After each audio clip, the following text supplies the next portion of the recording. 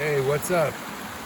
This is Ian, and we are hanging out by the river. In this video, I'm going to talk about it's been around a year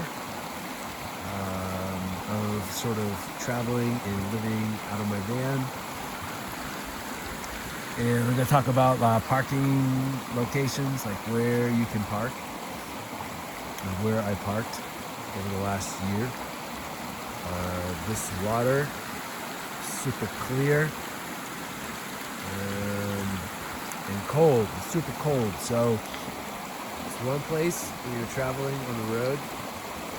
You can find places like this to jump in the water and wash up a bit and refresh. So I have parked, let me think of all the places I've parked.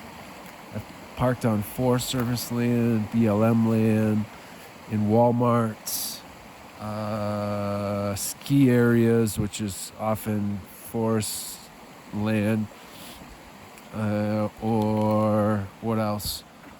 I said rest areas, ski areas. I've done urban parking. I guess the best, and I haven't paid any money for parking at all, and I guess the best has been places like this. This place is super awesome.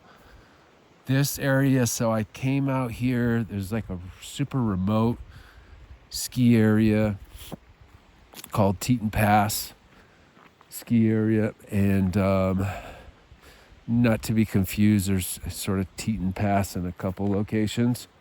This one's in Montana, and it's a really remote ski area. Like you got to travel, you got to go 11 miles on a dirt road to get there.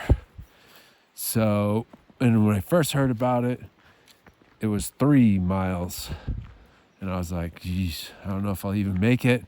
I'm gonna go and check it out, because my van's just kind of, it's a box van, a step van, so it doesn't handle very good, and then plus there's all my stuff in it, and things rattle, like the doors and stuff. So, but it turned out this road was actually pretty good condition, and the Forest Service lady told me that they recently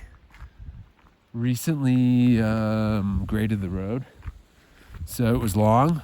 It took me, I think my first night I stayed about a mile in on the dirt road, or close to it, and then the next day to go 10 miles took a long time. It took over an hour, and I hiked up in the ski area, to the top of the ski area, which was, I don't know, maybe 1,200 feet. It's kind of smallish ski area, but it's on a pretty gnarly mountain, and once you get up, you see all the gnarly mountains around you. There's some you can kind of see. It's really smoky. Like nighttime, it gets worse. Like right now, it doesn't look too bad. You see some of the mountains back there. So I've had really good luck. A lot of it like comes down with Forest Service land and ski areas. I worked at 2 different ski areas, and finding good. Last night is super windy. You could see this stick on the road, and like my van's like rocking from the wind, and I'm a little worried, like the tree's gonna fall on my van. But Forest Service land's been good. Walmart, super popular, but lots of Walmarts, in my experience, don't even allow overnight camping, or they might post a sign that says not allowed, and you might be able to get away with it. Like that was the case for me. I've probably stayed at Walmart maybe 10 times over the year.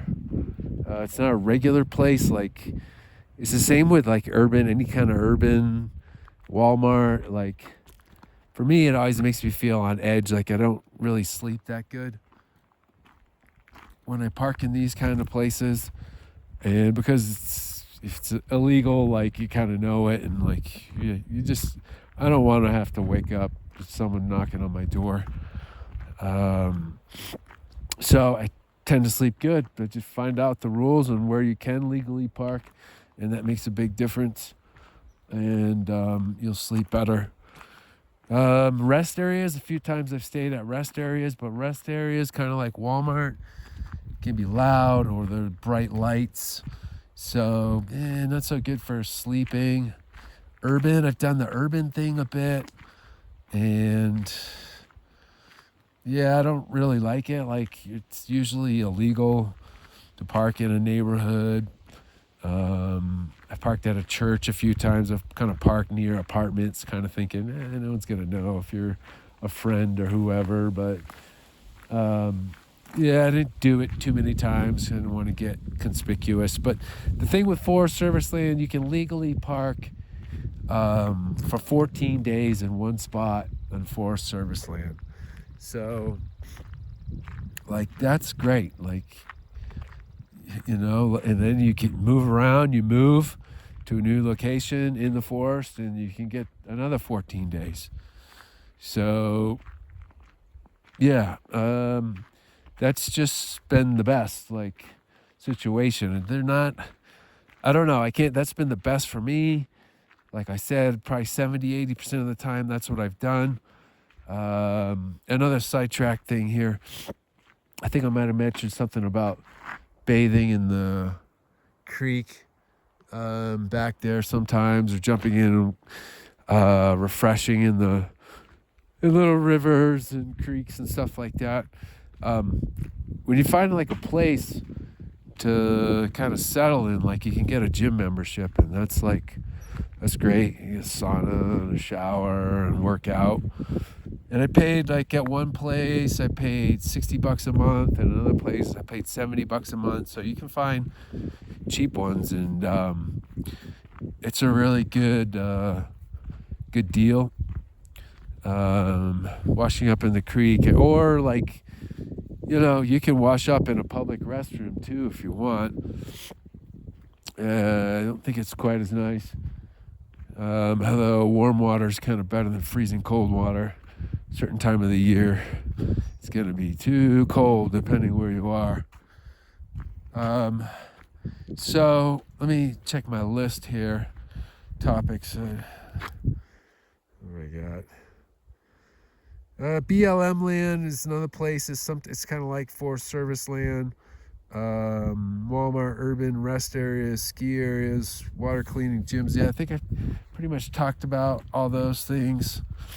I'm kind of walking back to my van right now, but this area is super awesome. Like, it's kind of like hidden, definitely a hidden gem. So the ski area is like, it's back behind this mountain, and there's like big mountains back there. And yeah, it's kind of like a hidden gem, I think. And kind of cool in a way that the roads are dirt, because it'd probably blow up a lot more if the roads are paved. So it's kind of like, it's pretty nice. Yeah, so I guess that's my overall thing. Show you my parking spot and the aspen trees here. It's really nice. And another thing, like, you don't always have to, like, this time, because I wanted to get to the ski area, I'm like, at the moment, probably like 5 miles down a dirt road. But you don't always have to, you gotta just kind of do your research in an area. But if you find Forest Service land nearby, you don't always have to drive like so far down the road to find parking. Like, I usually don't, because I don't want to drive down dirt roads. This isn't the dirt road I'm talking about. The main dirt road's over there. So there's my van. So pretty sweet. That's been my experience. So I think that's all I got to say. If I forgot something, I'll put it in the comments down below or the description.